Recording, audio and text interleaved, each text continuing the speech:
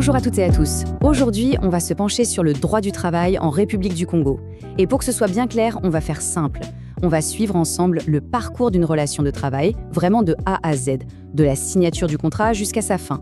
On se pose souvent la question, quels sont exactement les droits qui encadrent le travail ?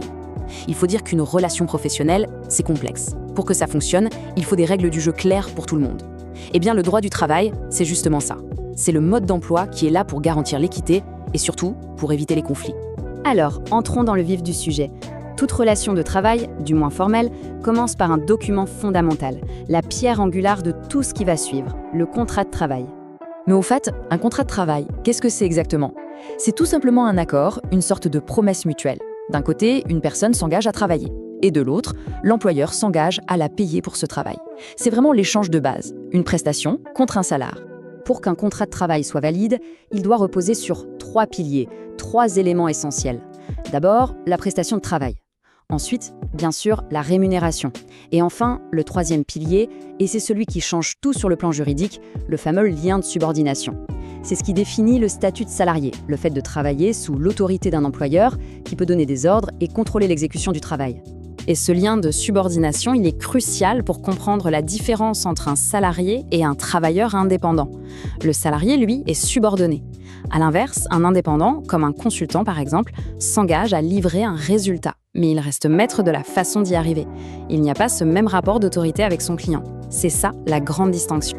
Bon, le contrat est signé, la relation de travail démarre. On entre maintenant dans le cœur du sujet, la vie du contrat.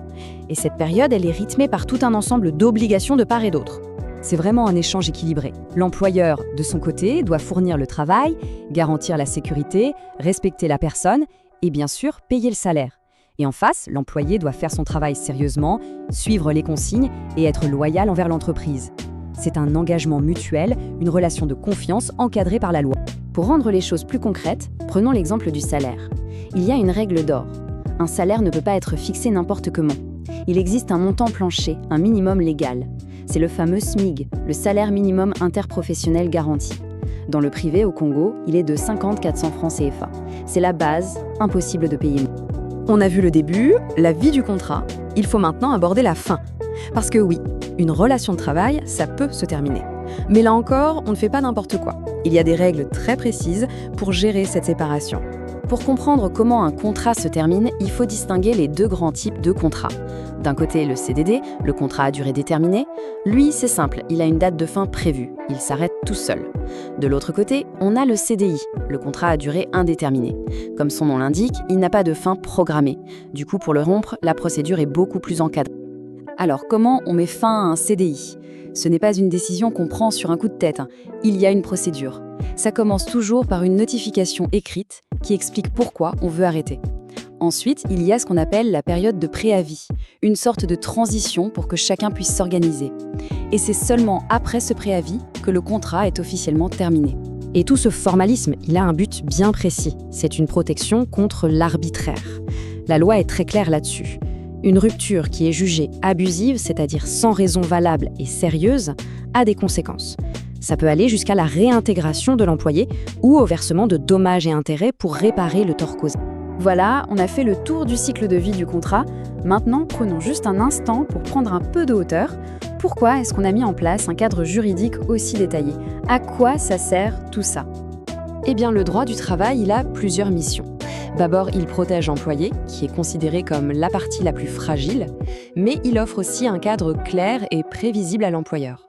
À plus grande échelle, il joue un rôle de régulateur social pour éviter les conflits. Et au final, en assurant une certaine paix sociale, il crée un environnement stable, propice au développement économique. On va terminer cette présentation sur une question ouverte. Maintenant que les règles du jeu sont un peu plus claires, on peut se demander en quoi est-ce que le fait de connaître ces règles peut changer la dynamique au travail, au quotidien ? C'est une réflexion importante pour conclure ce tour d'horizon du droit du travail congolais.